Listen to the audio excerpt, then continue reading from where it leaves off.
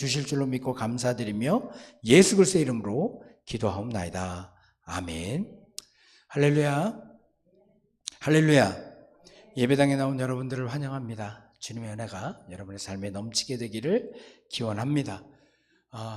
온라인으로 들으시는 분들도 환영합니다. 여러 가지 이유로 온라인으로 들으실 텐데 동일한 은혜가 있기를 기원합니다. 여러분, 기독교가 세워지는 과정 가운데 가장 큰 영향을 끼친 인물 하면 누가 생각이 나나요? 성경 속에서의 인물이요. 그러면 아마도 우리는 바울을 빼놓을 수는 없을 겁니다. 생각해 보십시오. 신약의 많은 부분이요, 바울이나 그의 제자들에 의해서 기록되었습니다. 기독교 교리의 중요한 내용은 대부분 바울의 편지에서 기인한 겁니다. 여러분, 우리가 믿음으로 이루어진다는 그 칭의론도 바울의 편지 속에서 우리가 확인할 수 있습니다. 또 교회가 그리스도의 몸이라는 교회론도요, 또 종말론과 부활론도 바울을 빼놓고는 얘기할 수가 없는 겁니다. 그러니까 기독교 신학의 형성을 바울이 밑바탕을 이루었다라고 얘기할 수 있을 겁니다. 그렇게 위대했던 바울이요, 그가 살아가는 동안에는 어떤 취급을 당했는지 아십니까? 우리가 그렇게 생각하는 것만큼 인정받지 못했습니다. 그래서 교회 안팎에서 여러 가지 어려움도 당했고요, 주후 60년대쯤에 죽임을 당하게 되는데 그가 어디서 죽었는지 지금까지 아무도 모릅니다. 전해지는 이야기에 따라, 전설에 따라 여기라라고 얘기하는 것도 있긴 하지만 그것은 정확한 기록은 아닌 겁니다. 심지어 바울이 주후 50년경에 세웠던 고린도 교회, 그러니까 우리가 지금 읽었던 그 본문이 기록된 그 고린도 교회도요, 바울이 세운 교회인데도 불구하고 바울을 전폭적으로 지지하지 않았습니다. 그렇게 바울이 헌신의 마음으로, 사랑의 마음으로 세워놓은 교회인데도 불구하고 말이죠, 예루살렘 교회에서 파송되었던 그 설교자들이요, 여러 가지 이야기를 통해서 바울에 대한 마음을 돌려놓았던 겁니다. 그래서 바울도 그런 얘기를 합니다. 근심하게 한 자가 있을지라도 나를 근심하게 한 것이 아니요 불의를 행한 자 그들이라고 얘기를 하기도 했던 겁니다. 고린도 교회는 신앙적으로나 인간적으로 많은 어려움을 안고 있었던 교회임에 분명합니다. 고린도전서 1장 12절에 따르면 고린도 교회 안에요, 바울파, 아볼로파, 게바파, 그리스도파가 있어서 서로 부딪힘이 있었습니다. 또 방언 등의 은사를 강조하는 열광주의 신자들도 존재했다는 것을 우리는 알 수 있습니다. 또 우상에 바쳐졌던 음식을 먹어도 되는지 아닌지를 가지고도 서로 다투는 그런 교회였습니다. 바울과 연결해서는 어땠습니까? 그의 사도권에 대하여 인정하지 않는 부류들도 생겨났습니다. 바울은 예수님과 직접적인 관계가 없는 인물이니 사도의 권한을 부여할 수 없다라고 바울이 세운 교회인데도 불구하고 그런 식의 얘기를 하는 사람들이 있었던 겁니다. 이런 어려운 상황에서 바울은요, 안타까운 심정으로 고린도 교회에 편지를 썼습니다. 그게 바로 고린도 전후서입니다. 그 중에 일부가 바로 우리가 나눌 본문의 내용입니다. 그런데 여러분, 이 본문의 내용이요, 단순히 바울 자신을 변호하는 내용이 아니라 믿음의 사람들, 즉 성도의 삶에 대한 이해와 정체성에 대해 아주 우리에게 자세히 보여주고 있는 본문이라고 할 것입니다. 그래서 오늘 본문을 나누면서 바울의 변호를 통해 믿는 우리들의 삶을 어떻게 받아들여야 되며 또 믿는 자로서 정체성이 어떠한지를 다시 한번 생각해 볼 수 있게 되기를 바랍니다. 바울은 먼저 권면합니다. 1절 말씀 우리 같이 읽어볼까요? 1절입니다. 같이 읽겠습니다. 시작. 우리가 하나님과 함께 일하는 자로서 너희를 권하노니 하나님의 은혜를 헛되이 받지 말라. 우리가 요즘 새벽에 사도행전 나누고 있는데요, 사도행전을 보면서 바울의 행보를 보면 참으로 대단하다라고 느껴집니다. 그의 헌신적인 선교의 모습을 보면 정말 그 열정을 보게 되는 거죠. 그가 어떻게 그렇게도 헌신하며 복음을 전할 수 있었는가? 이유는 분명합니다. 다메섹 도상에서 예수를 만났던 그는 하나님께서 시작하신 구원 역사를 깨달아 알게 되었고, 그 깨달음 속에서 하나님에 대한 경외감, 거룩한 두려움으로 먼저 주의 일에 동참하게 된 것입니다. 그 경외감은요, 결국에는 우리 주님께서 심판대에 서서 심판하는 날에 대한 경외감으로 발전하여 전하지 않고는 견디지 못하는 그런 삶을 살았다는 것을 알 수가 있습니다. 그뿐입니까? 그는 온 세상을 향한 하나님의 사랑을 깨달았습니다. 그래서 그리스도의 자기 부정과 희생을 통해 우리가 구원 얻었다는 사실을 깨달은 바울은 그 사랑을 바탕으로 신성한 책임과 희생적 사랑에 의해 열심을 내왔던 것입니다. 그의 목적은 분명합니다. 하나님께서 구원을 시작하셨다. 다시 말해서 하나님께서 화목을 시작하셨고, 그 화목은 유대인뿐 아니라 모든 사람과의 화목이며 예수께서 이 화목을 이루셨다.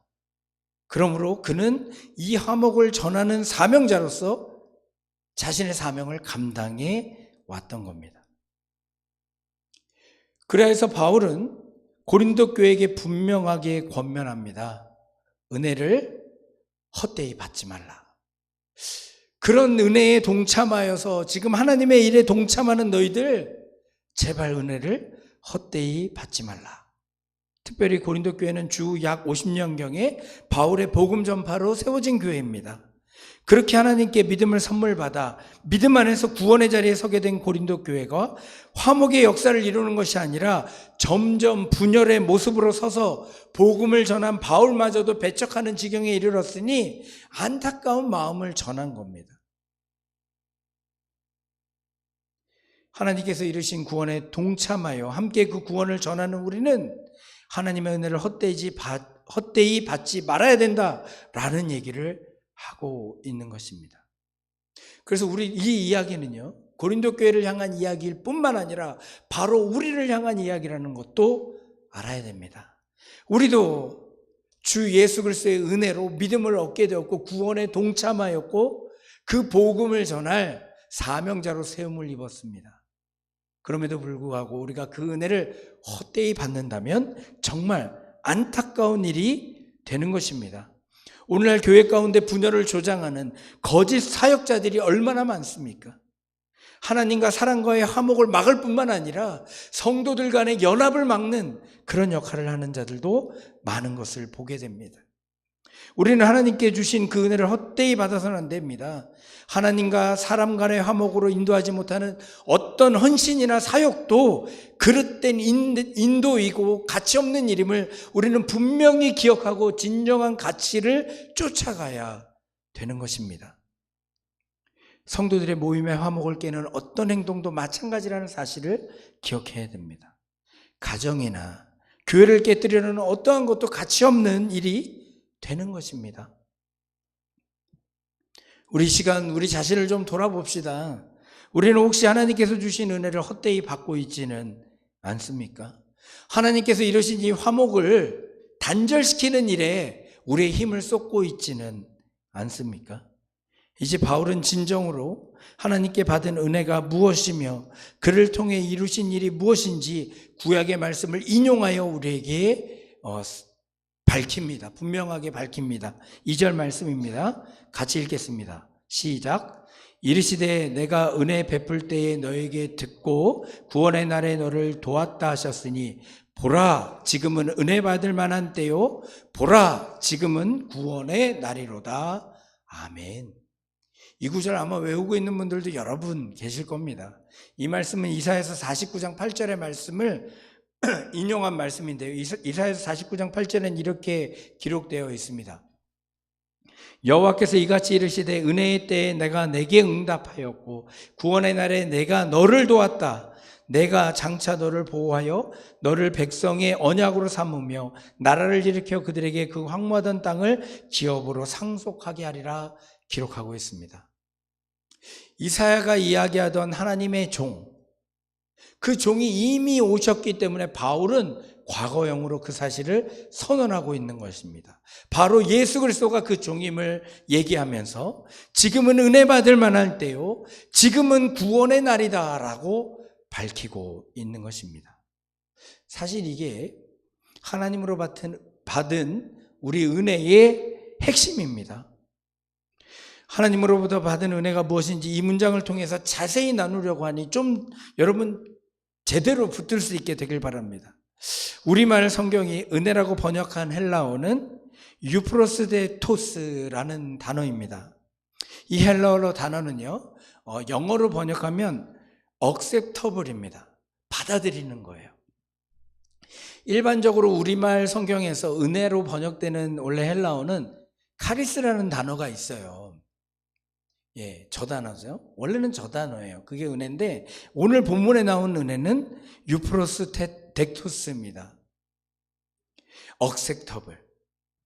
그러면서 바울이 인용한 이사야서 49장 8절의 은혜도요, 어떤 단어가 쓰였냐면 데톡스라는 단어가 쓰였습니다. 비슷한 표현입니다. 받을 만한, 환영하는. 바울이 인용한 이사야 선지자의 표현에 따르면 하나님의 은혜는 즉 하나님에게 받아들여진다는 말을 뜻하고 있는 겁니다. 하나님의 은혜는 무엇을 얘기한다고요? 하나님에게 받아들여질 만하다라는 겁니다. 여러분 굉장히 이 말이 은혜스럽지 않습니까? 우리가 하나님께 다가갈 수 있습니까? 여러분의 말이 하나님께 전달될 수 있습니까? 우리는 죄인 아닙니까? 죄와 거룩히 구별된 하나님과 우리가 어떻게 그분에게 다가갈 수 있으며 그분이 우리의 목소리를 어떻게 들을 수 있겠습니까? 그런데 하나님이 그것을 들어주시고 받아주신다는 겁니다. 그게 은혜라고 얘기하고 있는 겁니다.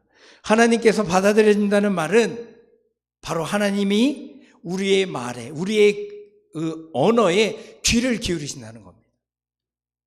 마치 아이의 말에 어머니나 아버지가 귀를 기울인 것 같이 하나님이 우리의 말에 귀를 기울이신다는 거예요. 여러분은 이런 경험을 해보신 적이 있으신지요? 바울이 인용한 이사야 선지자의 표현에 따르면 구원의 날은 또한 하나님이 우리를 도우시는 날이다라는 것을 알 수가 있습니다. 하나님이 도우실 때만 구원 사건이 발생하기 때문에 이렇게도 표현이 되겠지만 사실 하나님이 돕는다는 이 사실을 경험하는 것 아무에게나 경험되는 건 아닐 겁니다. 특별히 여러분, 오늘날의 많은 사람들이요, 하나님이 도움이 필요 없다는 생각으로 살아가는 사람들 많습니다. 그런 사람들은요, 결코 하나님의 도움을 경험하지 못하더라는 거예요. 자기가 똑똑해서 공부도 잘하고 돈도 잘 벌고 다른 사람에게 아쉬운 소리 안 하고 오히려 인정받으면서 산다고 생각합니다. 우리는 아는 것도 많고 가진 것도 많습니다. 앞으로 자기 인생을 멋지게 펼칠 기회도 널려 있습니다. 그렇게 얘기하면서 하나님의 도움이라는 말을 하찮게 여깁니다.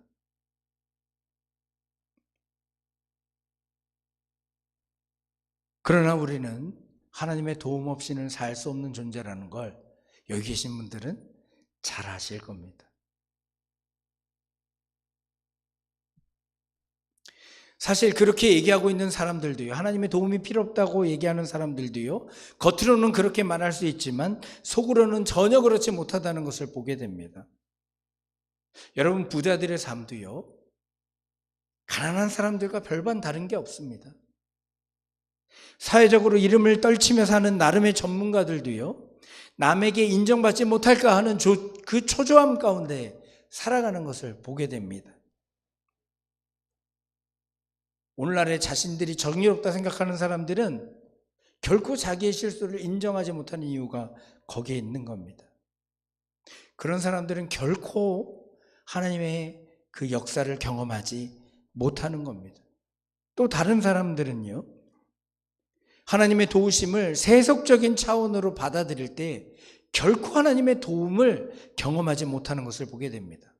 하나님의 도우심을 한정한다라는 얘기입니다. 병 들었을 때 병을 낫게 해주는 게 하나님의 도우심이고, 사업이 망했을 때 사업을 다시 일으키시는 것이 하나님의 도우심이고, 자식들도 다 잘되게 하는 것이 하나님의 도우심이다 라고 얘기하는 그런 사람들. 그건 당연한 바람일 거예요. 당연하게. 그리고 담임 목사로서 저도 여러분들이 다 그렇게 하나님의 도우심을 경험하게 되기를 바라요. 그러나 하나님의 도우심이라는 말은 그것이 근본이 아니기 때문에 그런 생각만을 갖고 있어서는 하나님의 도우심을 제대로 경험하지 못하다라는 겁니다. 그런 차원에서만 하나님의 도우심을 생각하는 사람들은요, 언젠간 넘어집니다. 언젠간 낙심하고 하나님을 떠나버립니다. 사실 그런 문제들은 지금 현대 여러분 주변에 있는 세속적인 권세들이 더 잘 해결할 수 있습니다. 여러분, 분명히 기억하십시오. 우리 인생의 크고 작은 문제들이 해결된다고 해서 우리의 삶 자체가 달라지지 않는다는 사실을 아셔야 됩니다. 인생들은 여전히 불안하고 허무하고 외로울 수밖에 없는 겁니다. 그러므로 하나님의 도우심을 거기에 한정하지 마십시오. 하나님의 도우심은 차원이 다른 겁니다. 즉 하나님의 은혜와 구원은 세상살이에서 당하는 그 어려움을 극복하기 위한 것이 아님을 분명히 기억해야 된다는 겁니다. 여러분, 만약에 하나님의 도우심이 그런 차원의 것이라면 바울은 철저히 실패한 사람 아닙니까? 그는 예수 믿은 뒤에 죽을 때까지 고생했습니다. 예수 믿기 전에는 고생 안 했어요. 인정받는 사람이었다니까요. 그의 인생은 잘 풀리지 않았습니다. 하나님이 그를 도우신다는 증거가 없었어요. 4절에서 5절 오늘 본문의 말씀을 잘 보십시오. 그가 어떤 어려움을 당했는지 다 기록하고 있잖아요. 환난이 있었고 궁핍이 있었고 고난이 있었고 매맞음이 있었고 갇힘이 있었고 난동이 있었고 수고로움이 있었고 자지 못함도 있었고 먹지 못함도 있었습니다. 인간이 당할 수 있는 모든 고난을 다 당한 게 바울 아닙니까? 그럼에도 불구하고 그는 무엇을 근거로 하나님이 자신에게 귀를 기울이시고 자신을 도우신다고 말하는가, 그 사실을 우리가 붙들어야 되는 겁니다. 그 근거가 오늘 본문의 바로 앞절, 그러니까 5장 21절의 말씀에 담겨 있습니다. 우리 같이 한번 읽어볼까요? 5장 21절입니다. 같이 읽겠습니다. 시작. 하나님이 죄를 알지도 못하신 이를 우리를 대신하여 죄로 삼으신 것은 우리로 하여금 그 안에서 하나님의 의가 되게 하려 하심이라. 이게 핵심입니다. 예수 그리스도 안에서 하나님의 의가 되었다는 사실이 바울에게는 자기 인생의 모든 것이었기에 이렇게 얘기할 수 있었던 것입니다. 그것이 곧 은혜이며 구원이며 도우심이다 라고 얘기하고 있는 겁니다. 여러분은 그 사실을 인정하며 살고 있습니까? 하나님의 의가 되었다는 말을 한번 생각해 보십시오. 그 말은 하나님의 생명 자체에, 그 세계에 들어갈 수 있도록 허락받았다는 뜻입니다. 하나님의 의가 되었다는 이 말에 대해서 어쩌면 다가오지 않을 수 있는데 제가 조금만 더 구체적으로 설명하겠습니다. 우리는 세상살이를 하게 되면 어떤 일에서든지 요구를 받게 됩니다. 어떤 요구냐면 이런 겁니다. 학생들은 높은 점수를 요구받고요, 노동자들은 노동의 강도를 요구받습니다. 세상 사람들은 능력을 심사해서 등수를 매기는 그런 세상에서 우리가 살고 있기 때문입니다. 그래서 사람들은 높은 등수를 받으려고 최선을 다합니다. 거기까지는 어쩔 수 없는 일입니다. 문제는 높은 등수나 점수를 얻지 않으면 인간의 품이 있는 삶이 불가능하다는 고정관념이 우리를 사로잡고 있다는 것입니다. 하나님의 의가 되었다는 말은 그런 점수나 등수에 상관없이 우리가 하나님의 자녀로서의 품위를 누리며 살 수 있음을, 그것을 허락받았음을 얘기하고 있는 겁니다. 그렇게 우리는 이제 세상이 요구하는 높은 등수와 점수에 매달리지 않아도 되는 겁니다. 여러분, 예수님이 공생의 당시에 또 살아계실 때 누구랑 더 같이 다녔습니까? 대제사장이라든가 부자들과 같이 다녔습니까? 아니었습니다. 바리새인이나 서기관들이나 높은 점수를 받는 그런 사람들이 아니라 세리나 죄인들처럼 낮은 점수를 받았다라고 인정받는 사람들과 함께 하셨던 이유가 여기에 있는 겁니다. 예수님은 세상이 말하는 의인을 부르러 온 것이 아니라 죄인을 불러 회개시키러 오셨다라고 자신의 정체성도 그렇게 밝혔습니다. 세상이 요구하는 품위가 아니라 하나님이 허락하시는 품위가 바로 하나님의 의가 된다는 뜻인 겁니다. 이걸 이해해야 우리가 하나님의 은혜를 경험할 수 있게 되고 누리게 되는 겁니다. 그리고 이 대목에서 절대 놓치지 말아야 될 것, 그것은 바로 은혜의 때와 구원의 날이 지금, 바로 지금이라는 것입니다. 은혜와 구원이 옛날에 한번 일어났다거나 미래에 일어난다는 얘기가 아니라 바로 지금 일어난다는 겁니다.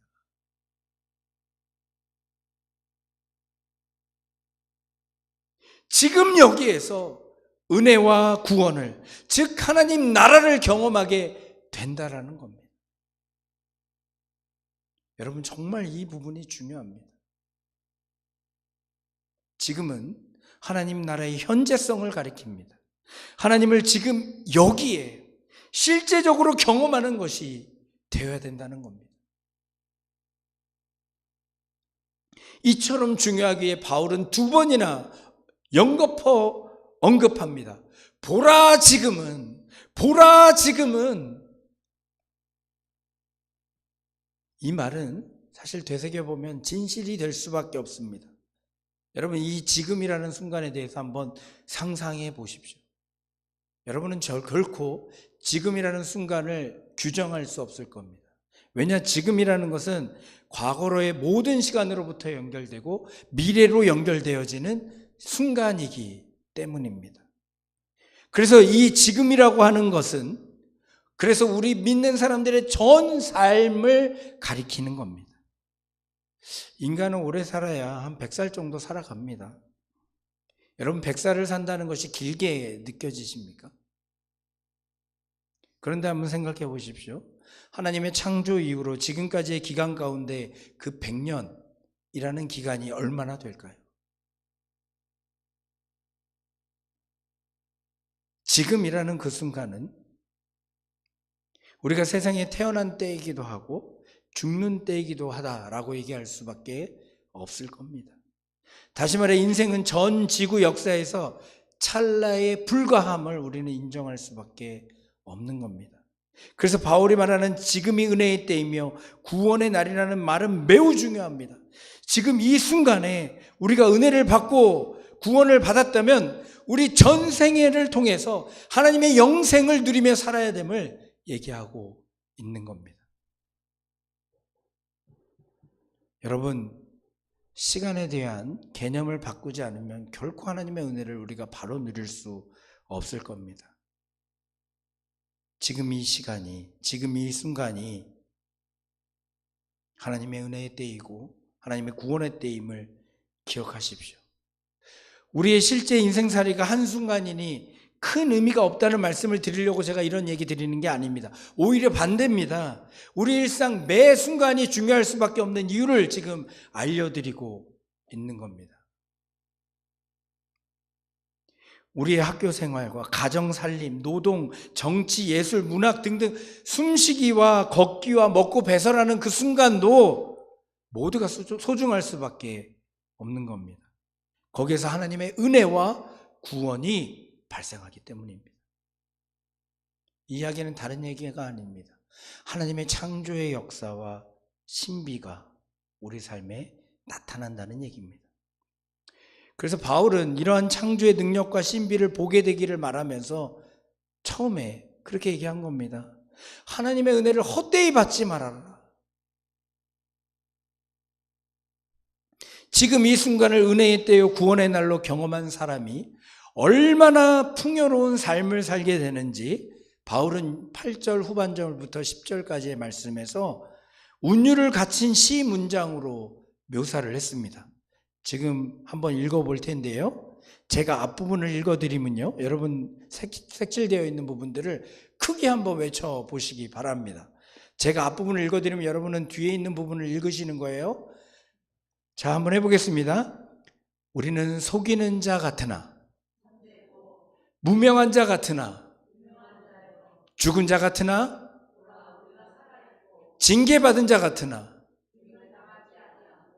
근심한 자 같으나, 가난한 자 같으나, 아무것도 없는 자 같으나. 아멘. 믿으십니까? 지금 이 순간, 이 시간을 은혜의 때요 구원의 날로 경험한 사람은 이런 풍성함 가운데 살아갈 수밖에 없는 것입니다. 오늘 우리의 상태와 정체성을 깊이 누르면서 그렇게 살아가게 되기를 주님의 이름으로 축원합니다. 제가 잠시 기도하겠습니다.